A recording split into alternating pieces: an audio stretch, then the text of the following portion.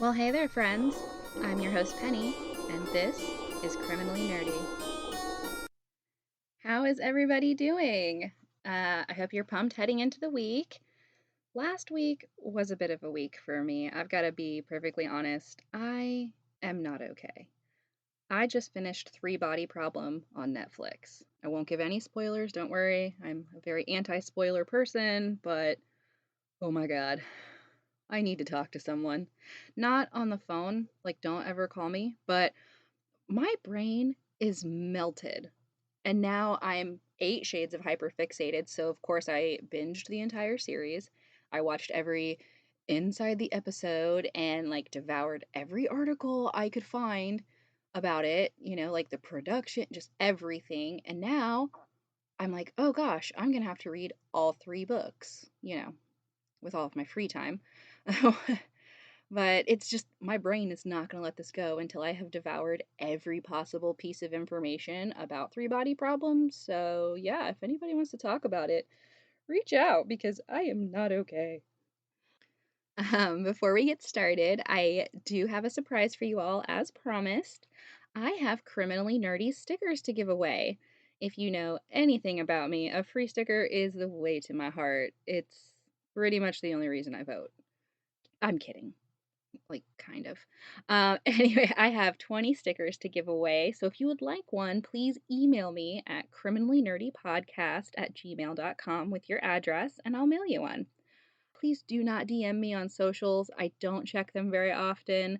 And it's just a lot easier for me to keep track of in Gmail. So I know it seems easier to just shoot someone in DM, but please send me that Gmail because it's just, again, a lot easier for me to keep track of. This case has been on my list to cover since the beginning, but I wanted to dedicate this episode to my sister's friend, Piguet. She has been a big supporter from the start, and this is one of her favorite cases.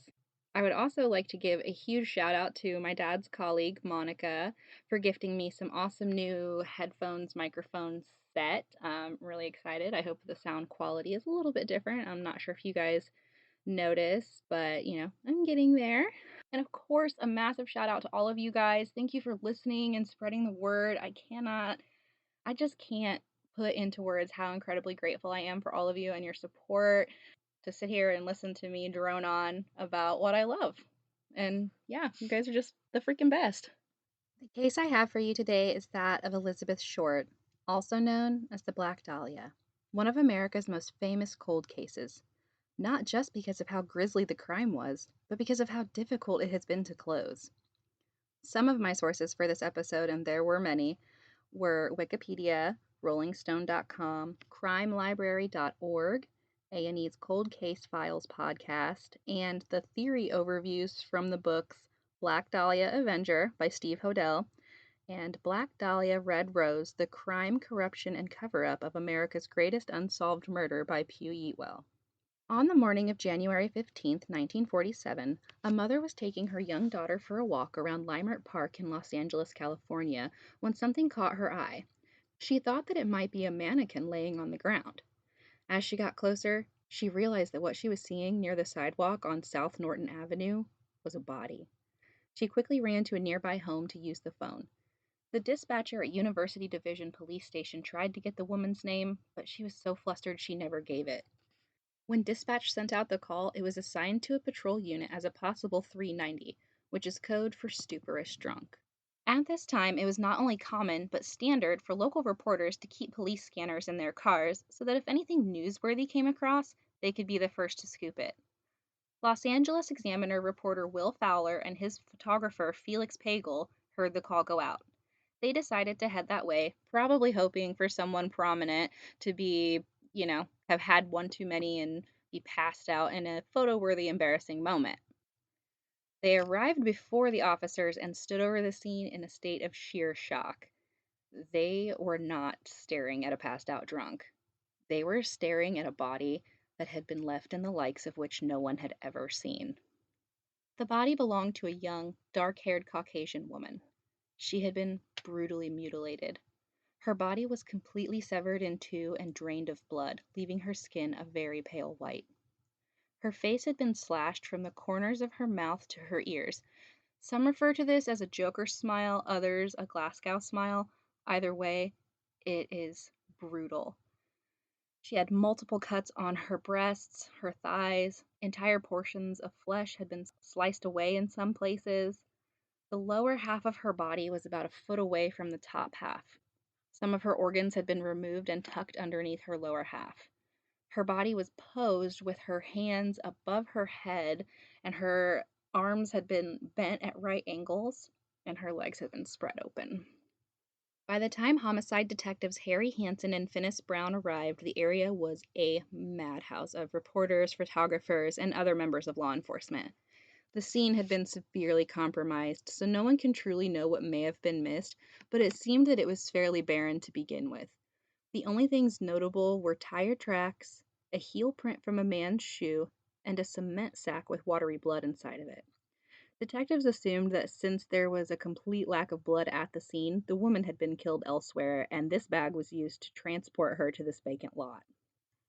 Her autopsy was performed by Los Angeles County Coroner Frederick Newbar. I'm going to warn you now, this is very graphic, so if you don't want to hear it, please skip ahead a few seconds. The official cause of death was a cerebral hemorrhage caused by one of the multiple blunt force injuries inflicted to her head. Her body had been washed clean with gasoline. She had ligature marks on her ankles, wrists, and neck. She had been bisected using a technique taught in the 1930s called a hemicorpectomy. This is where the lower body is removed by severing the spine between the second and third lumbar vertebrae. Her right breast had been completely removed. So had her uterus. She had crisscross cuts above her pubic area, and her pubic hair had been removed. It had then been stuffed into her vagina and anus. Also found in her vagina was a piece of skin that had a rose tattoo on it that had been removed from her thigh. Her anus had been dilated, indicating assault. She had feces in her stomach, which indicated that she had been forced to eat it. The exam noted that due to the bruising, it could be assumed she was alive when the cuts to her face were made, but she was dead at the time she was cut in half. The way she was bisected was done with such precision that detectives presumed whoever did it must have some degree of medical knowledge. It would later be discovered that she was last seen on January 9th, though her body was not found until January 15th. It is widely believed that she had been kidnapped and tortured for several days prior to being killed. She was found with no ID, so she was initially listed as Jane Doe number 1. Detectives enlisted the help of the FBI. In tandem, they were able to pull her fingerprints from a job she had applied to at Camp Cook. She was 22-year-old Elizabeth Short. Soon after, they found a second set of prints from her arrest for underage drinking in Santa Barbara.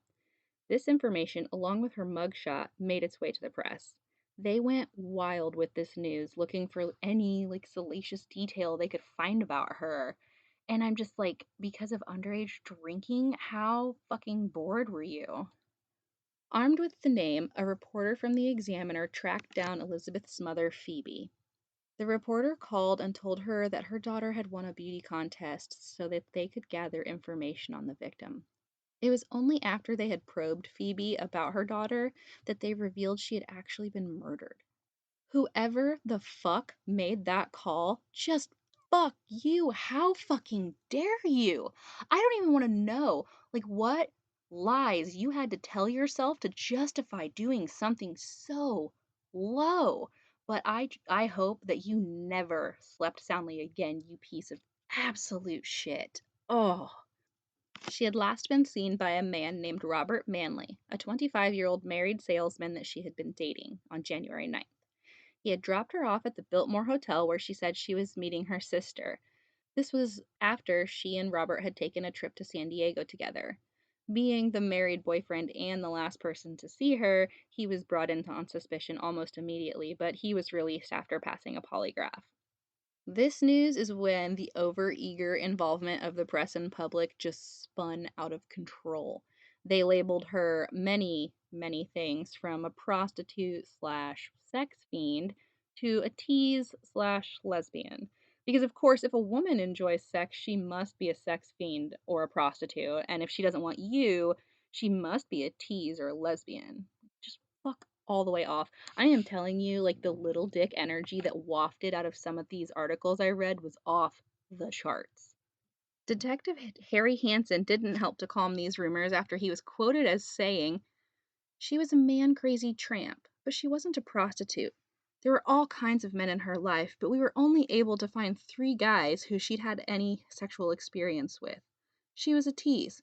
She gave a bad time to quite a few guys. She just asked for trouble. There wasn't much to like about her." Fun fact, fuck you. She asked for it. I'm going to vomit. Despite his clearly biased backwoods bullshit views on Elizabeth's personal life, he and Detective Brown, along with many other law enforcement offices and agencies, did set out to find the monster that did this to her. They canvassed the local area and sought out anyone who had been accused of sexual crimes due to the nature of the killing. At one point, they had over 150 potential subjects and more than 60 confessions just at the time of the initial crime. To date, there have been an estimated 500 false confessions to the Black Dahlia murder, none of which have led to an arrest. Among the many confessions, there was one string of correspondence that investigators believe was most likely the actual killer. On January 21st, the Examiner received a call from someone claiming to be the murderer, saying that he would be sending some of her personal belongings in the mail as proof. On January 24th, they received a package containing her birth certificate, business cards, photo, and an address book with the name Mark Hansen on the cover. It also contained a letter that was made from cutout pieces of magazine clippings that read, "Los Angeles Examiner and other Los Angeles papers. Here's Dahlia's belongings. Letter to follow." Everything had been wiped down with gasoline to remove any evidence, just like the body. A handwritten letter did follow on January 26th saying, "Here it is, turning in Wednesday, January 29th at 10 a.m. Had my fun at police, Black Dahlia Avenger." The letter included a location, so police went and waited, but the letter writer stood them up. Shortly after, another letter that had been made from words cut out and pasted from magazines arrived at the Examiner. This one said, "Have changed my mind. You wouldn't give me a square deal. Dahlia killing was justified." Again, the letter had been wiped down with gasoline. There have been many, many suspects in the decades since this crime. Many. There have been theories and books. It has been extraordinarily widespread. And through all of my research, the 2 most credible theories, in my opinion, I mean, I could be wrong, so let me know what you think, but the 2 most credible are 1. Leslie Dillon and Mark Hansen. In 2017, British author Pugh Eatwell wrote the book Black Dahlia, Red Rose: The Crime, Corruption, and Cover-Up of America's Greatest Unsolved Murder. In her book, she suggests that the real killer was Leslie Dillon, a man who had been on police's radar as a subject in the beginning. Dillon was a bellhop at the Biltmore Hotel, the last place Elizabeth Short was confirmed to have been seen.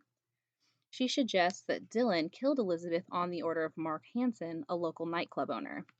Hansen was another suspect that had been on police's radar due to the fact that he was the owner of the address book that had been mailed to the Examiner.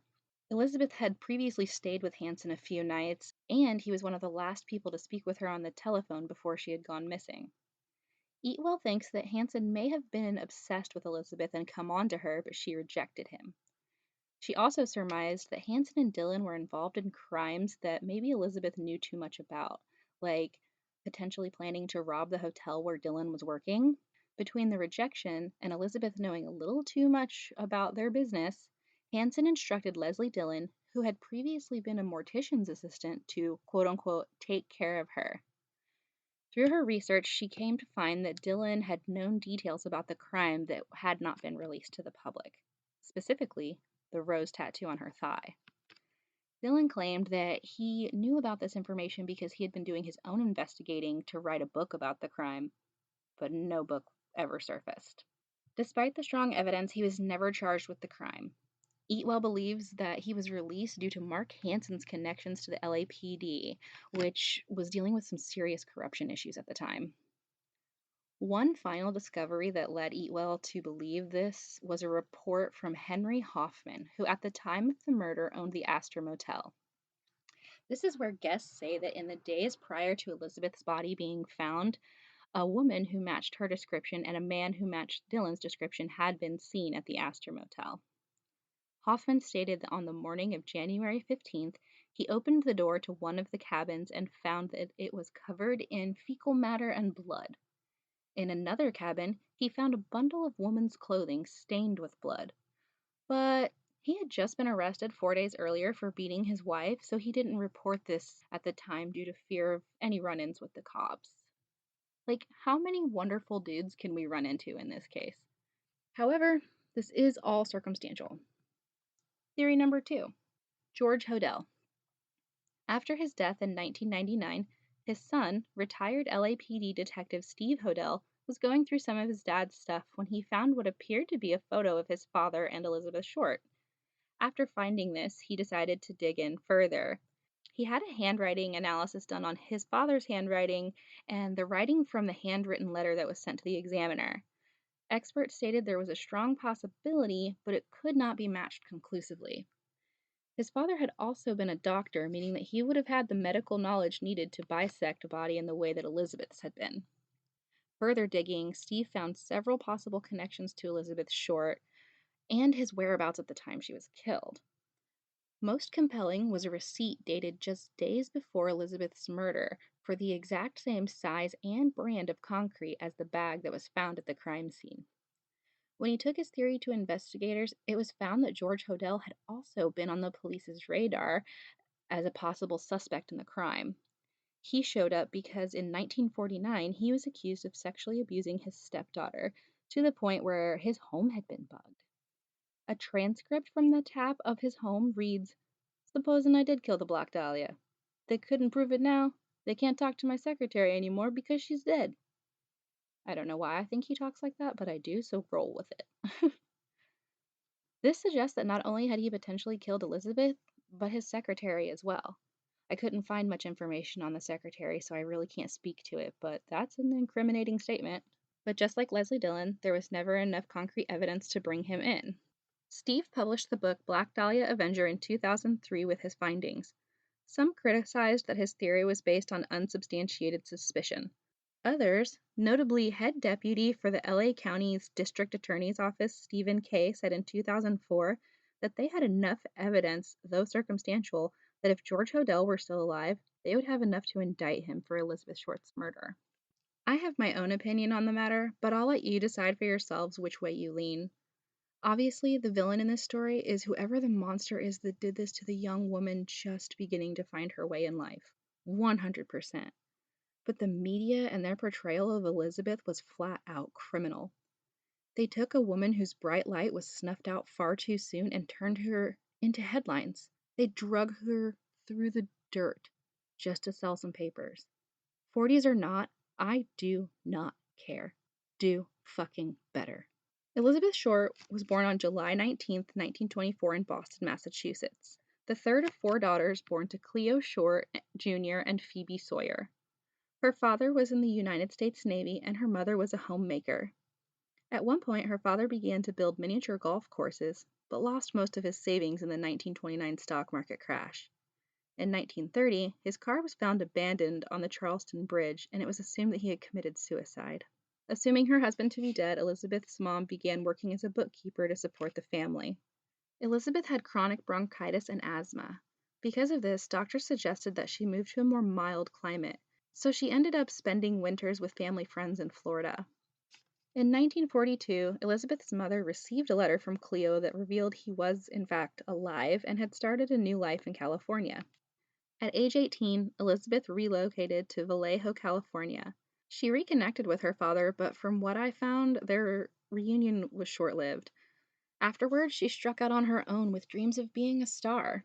Sadly, she found that stardom in the worst ways possible. She was interred at the Mountain View Cemetery in Oakland. Her mother, Phoebe, moved to Oakland to be closer to her daughter's grave until the 1970s when she returned to the East Coast, where she passed away in 1992. The aftermath of this case has been spread as far as the eye can see in pop culture, but one thing I didn't realize is that it actually left a mark in legislation as well. 2 weeks after Short's murder, State Assemblyman Don Field was prompted by the case to introduce a bill calling for the formation of a sex offender registry. Whew. Well, there's another doozy for you. I tried to keep this one down to the facts, if you will, as much as I possibly could. There have been so many suspects and so many theories and so many rabbit holes one could go down that, again, this episode could go on for hours. So I tried to keep it to the most factual information I could find on the case. So let me know what you guys think about that. But yeah, that's the case of Elizabeth Short. Let's see what tarot has. The High Priestess. This card can signify that it's time for you to listen to your intuition rather than prioritizing your intellect and conscious mind. The High Priestess, the mysterious female, represents someone who is intuitive and spiritual. Meditation, prayer, and new spiritual work is indicated. The card itself shows a nighttime scene, meaning that the world in which she protects and guards is one that may at first seem frightening, but has the potential to lead us into growth of the self. Huh. Again, I don't know what this means. I'm supposed to be growing into myself, meditating more. I do need to meditate more.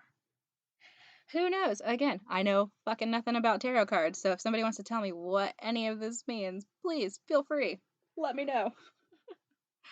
All right, that's it for today, my guys, gals, and non-binary pals. Don't forget to send me those addresses if you'd like a sticker. And stay tuned because I've got a bonus episode coming up for you guys today. If you're liking the podcast, please subscribe, rate, and review. It really helps. Also, please keep telling your friends, family, coworkers, people you bump into on the street. I don't care. You can find me on Instagram and Facebook at Criminally Nerdy Podcast, Twitter, X, whatever, at Crime Nerd Pod, or shoot me an email at criminallynerdypodcast.com. Till next time, keep it nerdy.